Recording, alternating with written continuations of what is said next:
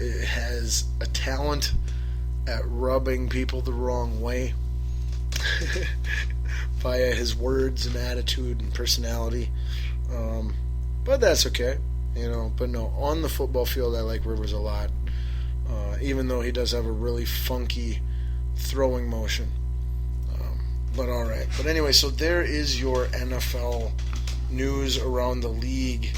And let's get to our quick part one here on our fantasy football prep guide that I'm giving you guys. Again, you're welcome.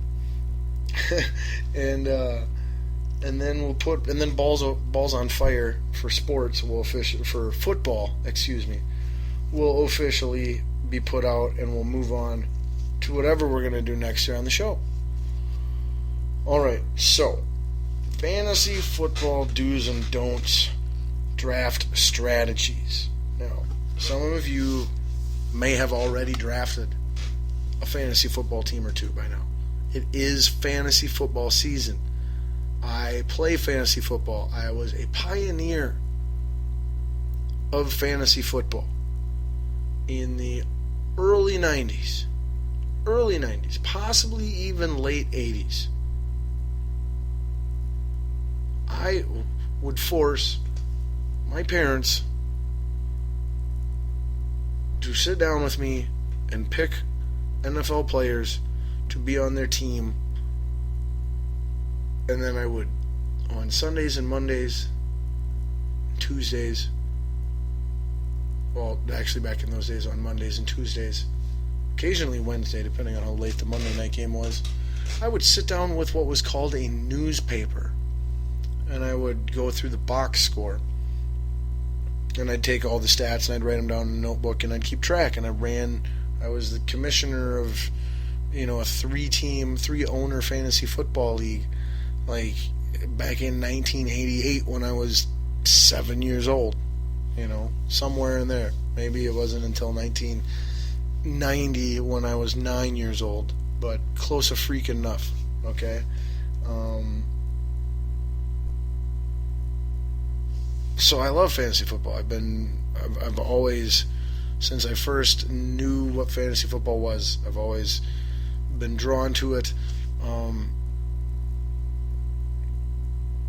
so I'm going to give you my list of do's and don'ts draft strategies to help you be more successful in your upcoming fantasy football season. And then next week in part 2, like I said, I'll actually give you my player rankings. So hopefully you've got your pen and paper out and you're ready to take your notes here. All right, now, your fantasy, first and foremost, understand the league you're playing in. Okay? Understand the scoring format.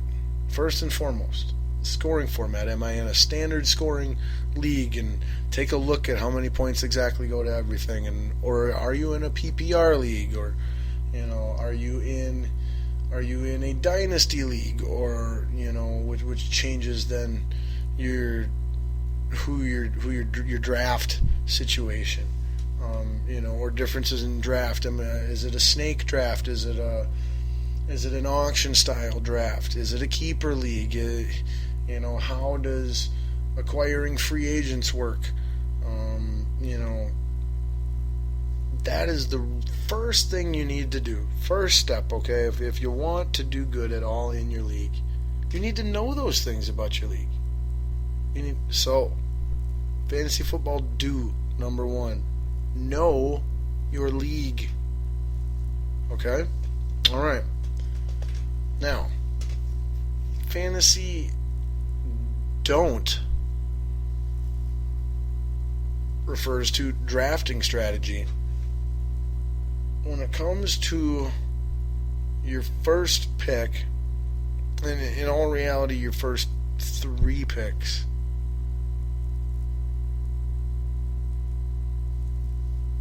you can't win your fantasy football league with your first 3 picks or your first pick. Any of those picks, all 3 of them, you cannot win your fantasy football league with your first 3 picks. But you can lose it. That's right. The first 3 rounds, you are looking for surefire. You're looking for consistency. You cannot take somebody that's got a huge upside but ends up being a complete bust. Okay? You need steady production. You can't have a complete whiff, swing and a miss. That's where people lose their fantasy leagues before they even have a chance. Like I said, 1 year you take Tom Brady, Arian Foster, and Calvin Johnson. Those are all 3 big names, great names at one point in time. You're looking at your team, you're going, oh man, yeah, I got these great guys and they're awesome, and Tom Brady freaking tears his knee, and AP gets into trouble, and Calvin Johnson's double teamed all the time and has quarterback situations and just has a down year.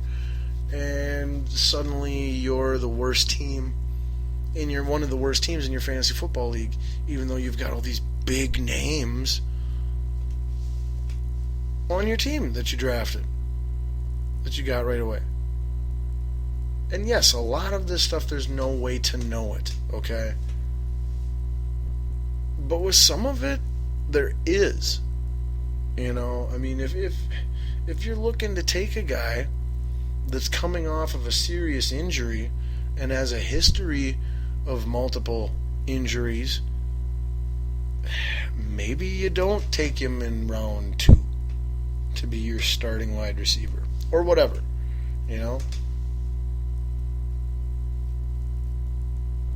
But anyway, so to sum that up, rule number 2, our first fantasy football don't.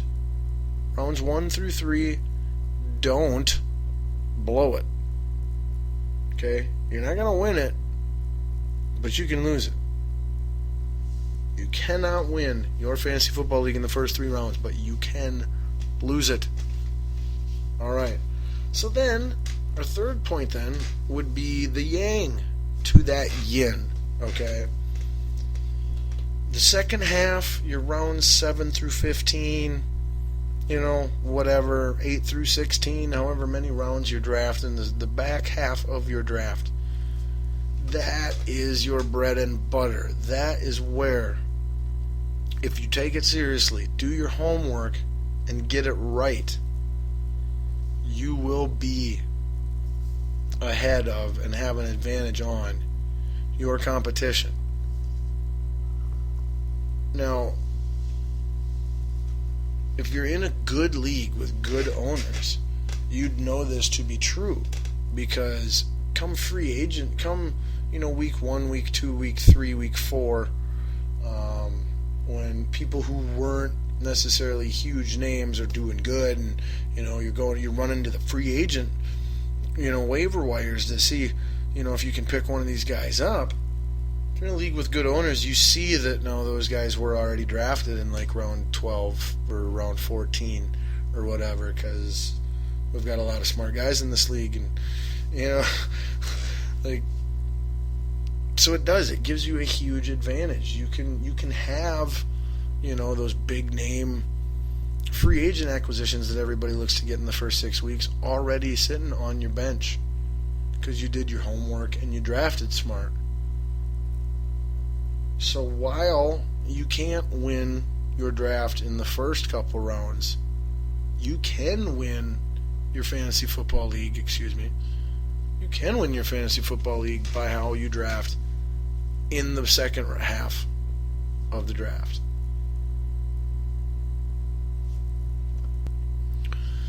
Okay, now, on the do's and don'ts list, rule number 4, and then we'll probably wrap it up and get to other stuff here, would be to be active.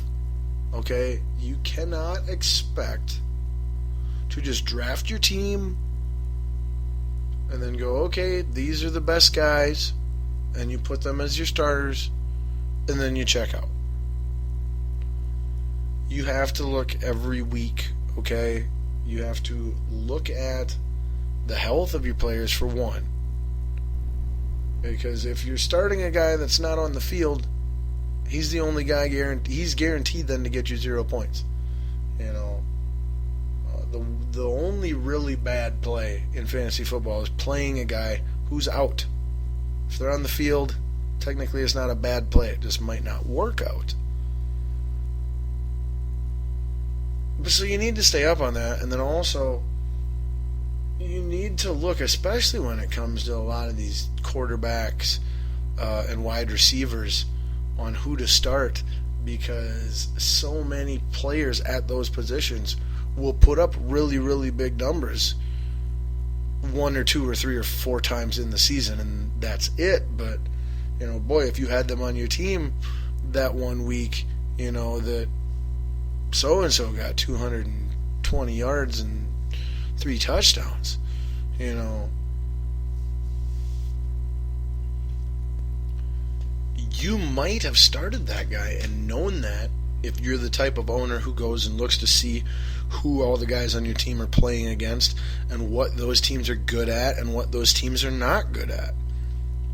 I'm not saying you're going to be right every time, but you'd be surprised how often, if you just did the research and went, oh, well, this team's actually not very good at stopping wide receivers, even though they're a pretty good team and believed to be a fairly good defense. So maybe I will start that receiver, because the guy I normally start is going across from Richard Sherman, and apparently that guy is pretty good. So, you know, I mean, and then you make your choice and you live with it.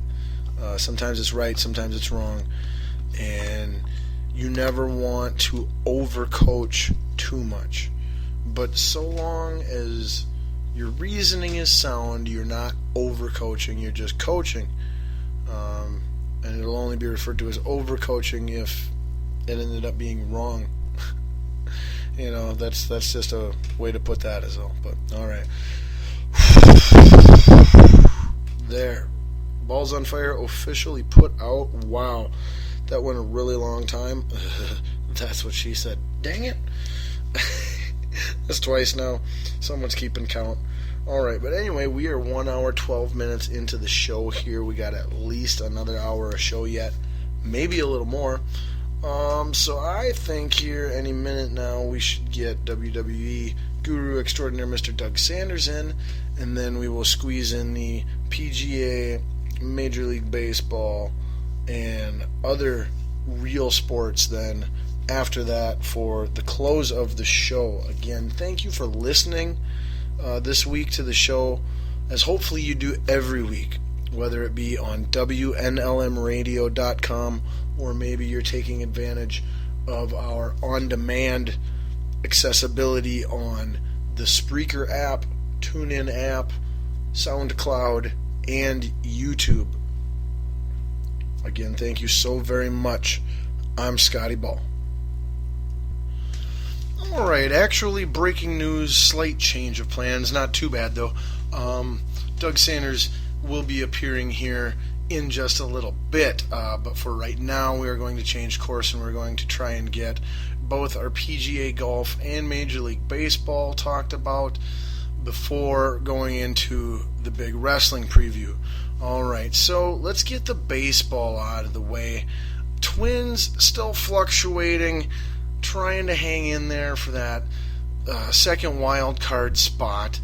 Now, the most recent news, it's good and it's bad for the Minnesota Twins. However, the good news might outweigh the bad, and you can't argue that the good news wouldn't have even happened if not for the bad in the first place. But anyway, what I'm referring to, the bad news, Twins outfielder Aaron Hicks, who has, as of the last 2 months or so, really got it together and established himself as a very nice young outfielder for the Minnesota Twins to have moving forward here in the future. He was placed on the 15-day DL. So, with that, again, that's the bad news, because he has been doing well. But with that comes good news, and the good news is that Byron Buxton now, after